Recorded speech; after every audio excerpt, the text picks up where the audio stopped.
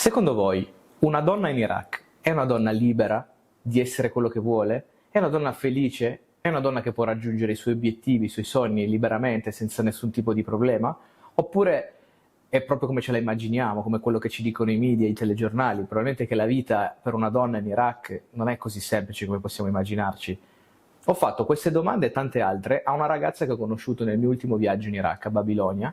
Si chiama Sura, ha 21 anni e ha voluto metterci la faccia per raccontarmi la sua vita, cosa assolutamente non scontata in un paese come l'Iraq, trovare una ragazza disposta a parlare liberamente davanti a una telecamera. Per questioni di tempistiche legate alla lunghezza del video, le risposte che mi darà sono in arabo e quindi le ho tagliate e le ho accorciate. Per chi conoscesse l'arabo e volesse il video completo, me lo scrivete nei commenti, vi lascio il link in descrizione. A fine chiacchierata con Sora farò le mie considerazioni, quindi rimanete collegati al video così possiamo fare poi magari una discussione tutti insieme nei commenti. Allora, ciao a tutti ragazzi, ho avuto l'occasione oggi di avere Sora qui con noi per parlarci un po' della situazione delle donne irachene, perché per me non è stato molto semplice approcciarmi con una donna, anche per strada è molto difficile, trovo molto schive, però grazie a Mimo che ha portato Sora, che è nostra amica, abbiamo qui la possibilità di farle alcune domande, un po' cosa ci può rispondere lei. Ok, first question, who are you? I am Sura. I'm 21 years old. I live in Iraq. I study 6 high school. High school. Yeah, high school. My hobby is paint. I love camping. Me too. Yeah, that's it. If you want to speak in Arabic, no problem. Speak in Arabic and translate for us. Do you feel happy in your society and what is happiness for you? اوكي انا احس بسعادة وانه اني دا احس وجود يعني اسوي اللي احبه. Okay. Firstly, she feels happy in Iraq, and she's more happy because this generation is different than the old generation. This generation is more acceptable for a woman, and she's happy with her friends, with her society right now, and happiness for her is doing what she loves. What is your dream? اوكي انه اني حلمي تمام اللي مو المجتمع الدراسة. You know? Okay. Her dream is to traveling around the world, and but she cannot achieve that dream right now, not because of the society. The passport. No. The passport, one of the reasons, but definitely the money and her study. Okay, but you can work, you can travel without problem, right? If you want. انه بس انه راح تكون اوكي يعني يكبر انه تسافر وتشتغل اللي تحبه، تكون هي مسؤولة عن روحها. Okay, the girl in our society, for parents, if she's finished her study, she's free to do whatever she want to. It's like being 18 in your society. Okay. It's something like that. So she first they have to finish her study, and secondly she could do whatever she wants. How do you see European or American women? Do you see difference between you and them? I know. يعني كلش بما انه احنا يعني أنا اشوفه زين. Firstly, the difference that she see that between the societies, and the girl in there, she's free to do what she want to when she came to 18, to be 18, right? Right. But in here, even if you are 18 or above, you cannot go to do whatever you want to. The family is always with you, they support you, they do whatever they could to help you. Even if you are married, even if you are grown up, they don't leave you alone. But in your society, if you are 18, We want to live alone. Yeah. you want to live alone. In here, you could live alone when you get married. Yes. But your family won't leave you. Okay. They will always be there and support Okay. you. And do you like have the family with you every time? انه احس انه اني ما دائما جواب صحيح اوكي فهمتني. Okay. She sees that it's not okay for parents to be with her the whole life. She feels like they should let her fail in life to develop herself, to learn from her mistakes, and it's not a good thing to have your family support you all the time. Yes. Okay. This is another question I'm thinking now. Most of the people, especially Italian people, because I know the Italian people, thinking you can't be happy here. They thinking you can be more happy in another country, because they thinking here for you maybe it's like a kind of a jail, but maybe it's not the right words, but this is the opinion of the people. See maybe your life. What do you think about this? No, this wrong. اوكي انا اقدر اكون سعيده هنا، شيء صحيح يعني اذا اصريت انه اني اسويه فانا. Okay. She feels like it's not necessary to be like that. If she wanted to be happy in here, she have to work on herself.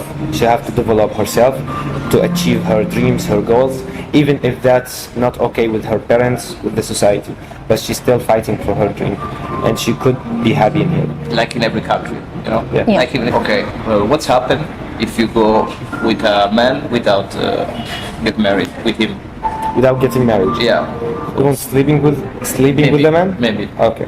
اوكي راح يعني تفرق هي من عائله تمنع عليها دراسه. It's different between the families, but most of the families ground the daughter or punishing the daughter. They will not allow her to go out anymore, and they probably will not let her finish her study. Okay. Okay. How is a woman without a husband considered here, especially maybe 30 years old? هذا الموضوع يختلف مع قبل 30 أو به. Okay, it's different between the women's. There are some of the women's when they reach 30 and they are still single. They feel like they reach that point. It doesn't matter anymore. Their whole life they ruined because they didn't get married. Mm-hmm. But some of the women they work on themselves, and when they get 30 they be independent women, and they get a job, they develop themselves. Every kind of job, right? Yeah, They can any kind of job Okay, without any the kind man, and so she could live alone. That's okay because she's above the 30. She's a grown-up woman. This is a strange question. So, according to the global gender gap, Iraq is one of the last countries in the world for gender inequality. So, how does this make you feel? Is it reality? So, there is a kind of ranking about gender equality, right? Like Iceland now is the first position, Italy probably is the 70th position in the world, and Iraq, so one of the last. Is this Yeah. reality for you? دراسة تنطبق على الصح السن اللي يشوفوها. Okay, probably this study, she feels it's not compliant for this generation. It's maybe an old study for the millennials. Millennials, yeah. Okay, yes. Yeah, but doesn't comply for this generation because it changed. And right now, she feels more free. Feels like it's changing from the old generation. Okay, so now you're building a new society, right? Yes. But maybe the past generation were lived this situation. Maybe right? 20 years ago. 20 years ago. But now it changed. 20 years ago, 30 years ago, something like that. Why the world thinking you are in the same position? They don't thinking you are changing now. I don't know why. أعتقد إنه بسبب الإعلام إنه أوكي أحد يموت جوع. Okay, the reason for this idea is the propaganda we talked about that, Yes, the yeah, media, yeah. because they still showing the Middle East and especially Iraq is in war. They are still showing Iraq as a poor and without jobs, but it's changing right now. We have easy life more than them, and we have better jobs. The mindset is changing, but the media still showing the Iraq as the old result. Why they want to do this? I don't know. بس ملاحظة سهل تلقى شغل صراحة بالنسبة للمرأة وراحة يعني. Okay, he was talking about right now the women in Iraq is more easily to live from the women in Europe because it's easily to find jobs in here for women. They pay for men and women. They pay equally.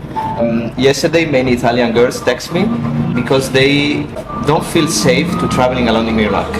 Okay, if you had to give them some advice, what would you say to them? اوكي يعني شيء غير آمن يعني ينطيهم تفاصيل ما حد She feels it's not like it's not safe for them to came to Iraq. It's safe for them to came to Iraq, but it will be better if they have a tour guide to give them information about the sites in here from her point. But without a guide, a tour guide, is easily for them. هم ما فاهمين ثقافة بس مو غير Maybe it could be hard, but it's not safe. Safe, but it could be hard because no one will give them the right information, and they don't know about our culture, nor will teach them something like that. But it is definitely safe. انه اوكي تمام فاحنا خاصة حاليا Okay. There is specific places, religious places, as we talked yesterday, like Karbala. It's a holy place, so you have to wear hijab as a respect for this place if you want to enter. But in general, all Iraq is safe to travel without hijab. Okay, And that's important. yeah, and tour guide will tell you when to wear hijab in this holy place or not. But it's the same for us. We have to sometimes wear the long Yeah, hair. yeah. Long, So the same. exactly okay. So thank you so much. For You're this. welcome. Thank you, because I think you are really helpful for these people, and you are the perfect girl for this. Thank you. So much for coming to. Welcome. Thank you so Thank you, much. man, for translate. For sure. Dopo che ho parlato con Sora, la mia visione delle donne in Iraq è sicuramente ha avuto totalmente un altro punto di vista, un punto di osservazione, però lei l'ho conosciuta ai primi giorni del mio viaggio. Ho avuto ancora altre 2 settimane dove ho visto altre zone, ho conosciuto altre persone e la mia visione ancora si è modificata. Diciamo che quello che dice Sora, questa libertà che comunque sembra esserci, è un po' solo sulla carta, nel senso che poi di fondo se tu vuoi realmente fare qualcosa di diverso sembra che tu non lo possa fare anche se tecnicamente puoi farlo, è difficile da spiegare, è una libertà quasi solo sulla carta. È una cosa che ho percepito in tutto il viaggio poi in Iraq, no? Ma non è solo per le donne, in generale sia per uomini che per donne, è un paese che non ti pone delle regole scritte in cui non puoi fare determinate cose, però poi di fondo non le puoi fare. Quindi è molto difficile da spiegare questa situazione. Diciamo che la generazione di Sora sta cambiando tantissimo il paese e si vede proprio la voglia del cambiamento, quindi fa ben sperare tutto questo, perché comunque quando mi rapportavo con ragazzi della loro età, ne ho conosciuti tanti, si vedeva completamente, sembrava di essere in un altro paese rispetto alla normalità, diciamo, che circondava l'Iraq.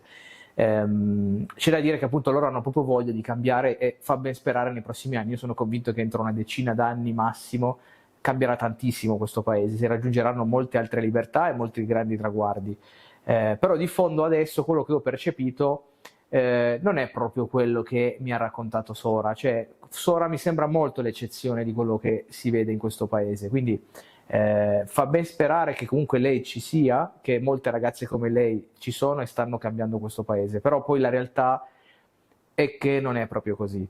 C'è da dire che fa tantissimo la famiglia in cui tu nasci, quindi se hai una famiglia radicale dietro, molto radicale, come l'ha spiegato anche lei, la vita diventa complicata se vuoi fare determinate scelte, no? Già banalmente se ti beccano che sei andata a letto con un altro o con una persona semplicemente da giovane che non sei sposata, ti chiudono in casa, quindi è ancora lunga la situazione prima di cambiarla. Quindi quello che posso dire è che la vita in Iraq l'ho percepita complicata.